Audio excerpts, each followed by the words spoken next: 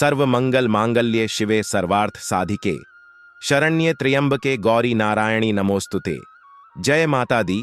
दोस्तों, आप सभी को आने वाले नवरात्रों के लिए हार्दिक शुभकामनाएं। माता रानी आपके जीवन में हमेशा खुशहाली लाए और आपकी सभी मनोकामनाएं पूर्ण करें।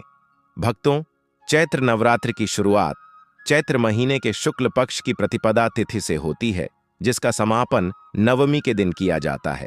यह 9 दिन मुख्य रूप से देवी के 9 रूपों की पूजा को समर्पित है। मान्यता है कि इस अवधि में यदि सच्चे भाव से उपासना की जाए तो न केवल जीवन में सुख समृद्धि बल्कि घर परिवार व करियर में भी शुभ परिणामों की प्राप्ति होती है। धार्मिक ग्रंथों में नवरात्रि को मां दुर्गा का विशेष आशीर्वाद पाने का अवसर कहा जाता है। इसलिए हर साल माता के आगमन की खुशी में घर, मंदिर व पड़ालों में पूजा का भव्य आयोजन किया जाता है। नमस्कार दोस्तों, आज की इस खास वीडियो में हम आपको बताएंगे कि चैत्र नवरात्रि कब शुरू हो रही है, इसकी सही तिथि क्या है और रामनवमी किस दिन मनाई जाएगी। साथ ही हम यह भी जानेंगे कि नवरात्रि के दौरान पूजा पाठ कैसे किया जाना चाहिए, कौन सी महिलाएं व्रत रख सकती हैं और किन्हें व्रत रखने की आवश्यकता नहीं होती। इसके अलावा व्रत और पूजा से जुड़े कुछ महत्वपूर्ण नियमों पर भी चर्चा करेंगे, जिससे आप नवरात्रि के इन पावन दिनों का पूरा लाभ उठा सकें। यह वीडियो आपके लिए बहुत उपयोगी होगा, इसलिए इसे अंत तक जरूर देखें। जय माता दी। चैत्र नवरात्रि फाल्गुन मास के समाप्त होते ही शुरू हो जाती है। होलिका दहन के बाद चैत्र मास का आरंभ होता है और इसी के साथ हिंदू नववर्ष भी शुरू होता है। हिंदू पंचांग के अनुसार चैत्र नवरात्रि बहुत महत्वपूर्ण होती है, क्योंकि इसी समय देवी दुर्गा के 9 रूपों की पूजा की जाती है। घट स्थापना, कलश स्थापना किस दिन और किस शुभ मुहूर्त में करनी चाहिए, अखंड ज्योत जलाने का सही तरीका क्या है, पूजा विधि और मंत्र कौन कौन से हैं, इन सभी महत्वपूर्ण विषयों पर इस वीडियो में जानकारी दी जाएगी। नवरात्रि में माता रानी की आराधना करने से सभी दुख और संकट समाप्त हो जाते हैं। कुछ लोग पूरे 9 दिन व्रत रखते हैं, जबकि कुछ पहले और आखिरी दिन उपवास रखते हैं। हर किसी की अपनी मान्यताएं होती हैं और हर उपासना का अपना महत्व होता है। बहुत से लोग जानते होंगे कि एक साल में 4 नवरात्रि होती हैं, 2 गुप्त नवरात्रि और 2 सार्वजनिक रूप से मनाई जाने वाली नवरात्रि। चैत्र और शारदीय नवरात्रि को विशेष रूप से मनाया जाता है, जबकि गुप्त नवरात्रि साधकों के लिए अधिक महत्वपूर्ण होती है। अगर आपको यह वीडियो पसंद आए और उपयोगी लगे तो लाइक जरूर करें। आपका एक लाइक हमारे लिए बहुत महत्वपूर्ण है। हम आपको जो भी जानकारी देते हैं वह शास्त्रों और पंचांग पर आधारित होती है। अपनी मनोकामनाओं की पूर्ति के लिए और माता रानी का आशीर्वाद प्राप्त करने के लिए कमेंट बॉक्स में जय माता दी जरूर लिखें। दोस्तों, आप जानते हैं कि नवरात्रि साल में 4 बार आती है। इनमें से 2 गुप्त नवरात्रि होती हैं और 2 प्रमुख नवरात्रि, जिन्हें बड़े हर्षोल्लास से मनाया जाता है। चैत्र नवरात्रि नया संवत, हिंदू नववर्ष शुरू होने के साथ आती है और बहुत शुभ मानी जाती है। अश्विन नवरात्रि, जिसे शारदीय नवरात्रि भी कहा जाता है, दशहरे से पहले आती है और इसे बहुत धूमधाम से मनाया जाता है। माघ नवरात्रि और आषाढ़ नवरात्रि गुप्त नवरात्रि होती हैं, जिनका विशेष महत्व साधकों के लिए होता है। चैत्र नवरात्रि का विशेष महत्व है क्योंकि यह नए संवत के आरंभ के साथ आती है और इस दिन ग्रहों की स्थिति से पूरे वर्ष की संभावनाओं का आकलन किया जाता है। ज्योतिष शास्त्र के अनुसार इसी समय यह निर्धारित होता है कि इस वर्ष का राजा और मंत्री कौन होगा, ग्रहों की स्थिति कैसी रहेगी और आने वाला समय लाभकारी होगा या नहीं। लेकिन ये सिर्फ बातें नहीं हैं, बल्कि पुराणों और ज्योतिषीय गणनाओं में इन बातों का उल्लेख किया गया है। नवरात्रि के पहले दिन कलश स्थापना, अखंड ज्योत जलाना और खेतड़ी बोना, जवारे उगाना बहुत महत्वपूर्ण होता है। कलश स्थापना के लिए मिट्टी का पात्र या तांबे पीतल का घड़ा लें। खेतड़ी बोने के लिए चिकनी मिट्टी या उपजाऊ मिट्टी लें, जिसमें जौ आसानी से उग सकें। जवारे के लिए एक मुट्ठी बीज पर्याप्त होंगे, अधिकतम 100 ग्राम तक ले सकते हैं। मां दुर्गा की पूजा के लिए मूर्ति या तस्वीर रखें। अखंड ज्योत जलाने के लिए तेल या घी का बड़ा दीपक या कटोरी का उपयोग करें। यदि अखंड ज्योत जलाना संभव न हो तो नियमित दीपक जलाकर भी माता की आराधना कर सकते हैं। कलश स्थापना के साथ व्रत और पूजन का संकल्प लें। इसके बाद मां दुर्गा की आराधना करें और पूरे नवरात्रि मां के 9 रूपों की पूजा विधि का पालन करें। अखंड ज्योत जलाने के लिए यदि आप 9 दिनों तक दीप जलाना चाहते हैं तो इसके लिए कम से कम 1 किलो घी या तेल की आवश्यकता होगी। इसे पहले से लेकर रख लें। कलश स्थापना के लिए एक मिट्टी का या धातु का कलश लें। यदि आपके पास पहले से कोई तांबे या पीतल का कलश उपलब्ध है तो उसे भी उपयोग में ला सकते हैं। कलश पर रखने के लिए नारियल की आवश्यकता होगी। यदि आपके क्षेत्र में पानी वाला नारियल मिलता है तो उसे लें, लेकिन यदि वह उपलब्ध नहीं है तो सूखा नारियल भी इस्तेमाल किया जा सकता है। कलश को सजाने के लिए एक लाल वस्त्र या चुन्नी लें। कलश के अंदर हल्दी की गांठ, चांदी का सिक्का यदि उपलब्ध हो, सामान्य सिक्का, अक्षत, चावल, सुपारी और थोड़ी सी दूर्वा डालें। ये सभी सामग्री शुभ मानी जाती हैं और माता लक्ष्मी की कृपा बनाए रखने के लिए उपयोगी होती हैं। कलश स्थापना के लिए लकड़ी की एक चौकी लें। चौकी पर बिछाने के लिए पीले या लाल रंग का वस्त्र रखें। माता के श्रृंगार के लिए सुहाग सामग्री जैसे चूड़ियां, लिपस्टिक, बिंदी, कुमकुम और रोली जरूर रखें।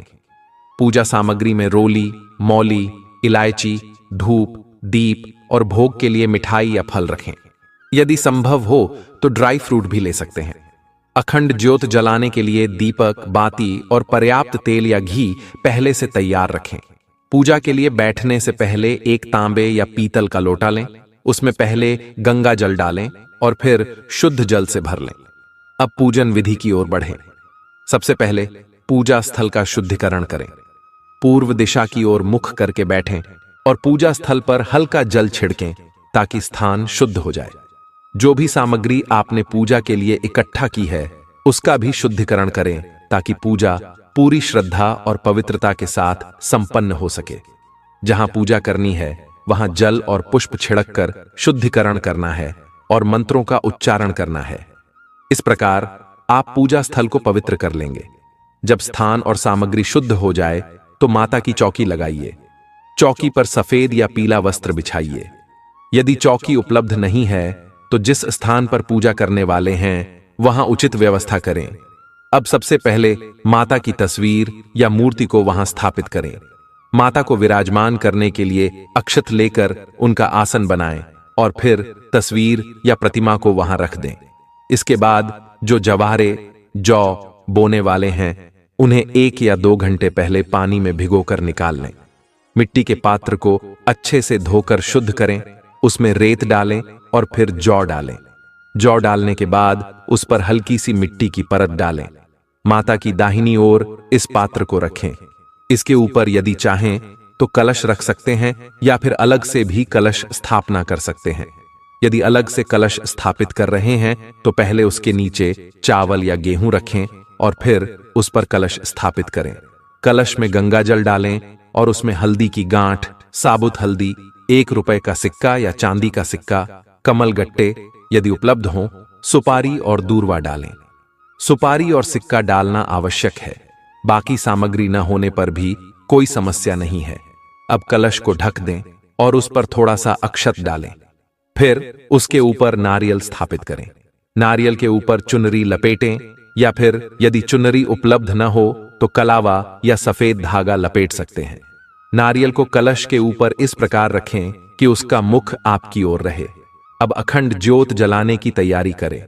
इसके लिए एक बड़ा दीपक लें, उसमें बत्ती लगाएं और किसी पात्र में रखकर घी भर दें। ज्योत स्थापित करने के लिए उसके नीचे भी चावल रखें। चावल का आसन बनाकर उस पर ज्योत रखें। यह ज्योत 9 दिनों तक निरंतर जलती रहनी चाहिए, इसलिए इसे सुरक्षित स्थान पर रखें। अब भगवान गणेश की प्रतिमा स्थापित करें। इस प्रकार पूजा की संपूर्ण आवश्यक प्रक्रिया पूर्ण हो गई है और आप माता की आराधना के लिए पूरी तरह तैयार हैं। अब हम पूजन आरंभ करेंगे। सबसे पहले संकल्प लिया जाएगा।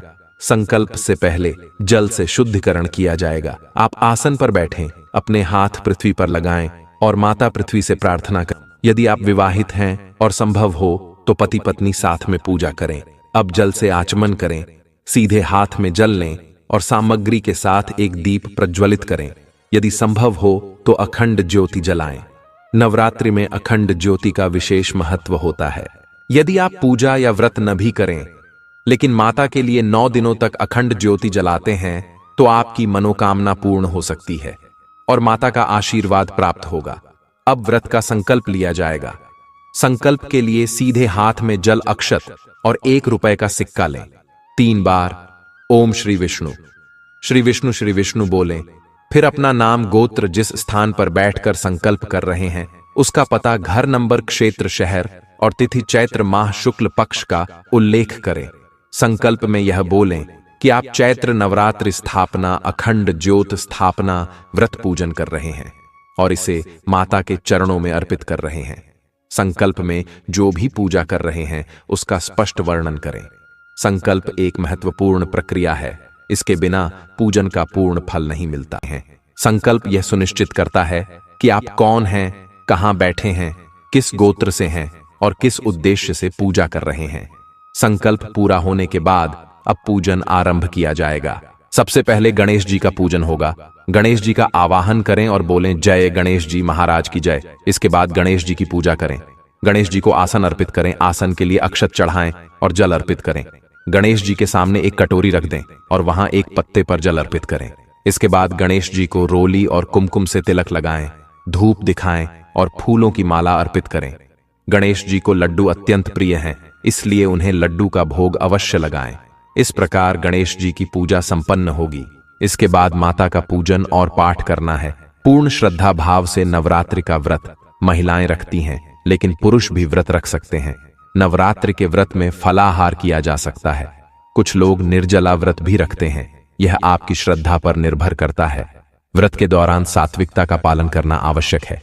व्रत के दिनों में ब्रह्मचर्य का पालन करें, किसी को कष्ट न दें और जितना संभव हो सके दान करें। नवरात्रि में दान का विशेष महत्व होता है। इन 9 दिनों के दौरान घर में किसी भी प्रकार का लड़ाई झगड़ा या कलह नहीं होना चाहिए। सुबह और शाम माता की आरती अवश्य करें। आरती के लिए कपूर जलाएं और दीपक प्रज्वलित करें। प्रसाद के रूप में मिठाई या लड्डू अर्पित करें। 9 दिनों तक माता की आरती करें और नवमी के दिन कम से कम 9 कन्याओं को भोजन कराएं। कन्याओं को भोजन कराने से नवदुर्गा माता प्रसन्न होती है। भोजन के बाद 9 कन्याओं को दक्षिणा दें और उन्हें लाल चुनरी भेंट करें। उनके चरण स्पर्श कर आशीर्वाद लें। इसके बाद जो कलश आपने स्थापित किया था उसे किसी पवित्र नदी में विसर्जित करें। इसी के साथ माता की मूर्ति को भी विधिपूर्वक विसर्जित करें। उसको घर में नहीं रखना चाहिए, इसलिए मूर्ति को पवित्र नदी में जाकर कलश के साथ विसर्जित कर दें। माता का भंडारा करें और आपकी जो भी मनोकामना है माता लक्ष्मी और माता वैष्णो अवश्य पूर्ण करें। चलिए दोस्तों, अब जानते हैं कि पूजा का शुभ मुहूर्त क्या रहेगा। चैत्र नवरात्रि 2025 का शुभारंभ 30 मार्च 2025 रविवार से होगा और समापन 6 अप्रैल 2025 रविवार को होगा। इस वर्ष नवरात्रि 8 दिनों की होगी, क्योंकि अष्टमी और नवमी तिथियां एक ही दिन पड़ रही हैं। कलश स्थापना का शुभ मुहूर्त 30 मार्च 2025 को सुबह 6:01 से 10:02 तक रहेगा। अभिजीत मुहूर्त दोपहर 12:01 से 12:50 तक रहेगा। इन मुहूर्तों में कलश स्थापना करना शुभ माना जाता है। नवरात्रि पूजन के दिन इस प्रकार रहेंगे। 30 मार्च मां शैलपुत्री की पूजा, 31 मार्च मां ब्रह्मचारिणी की पूजा, 2 अप्रैल मां चंद्रघंटा की पूजा, 2 अप्रैल मां कूष्मांडा की पूजा, 3 अप्रैल मां स्कंदमाता की पूजा, 4 अप्रैल मां कात्यायनी की पूजा, 5 अप्रैल मां कालरात्रि की पूजा, 6 अप्रैल मां महागौरी की पूजा। इस वर्ष अष्टमी और नवमी एक ही दिन आएगी। इस बार मां दुर्गा का आगमन और प्रस्थान दोनों हाथी पर हो रहा है, जो शुभ संकेत माना जाता है।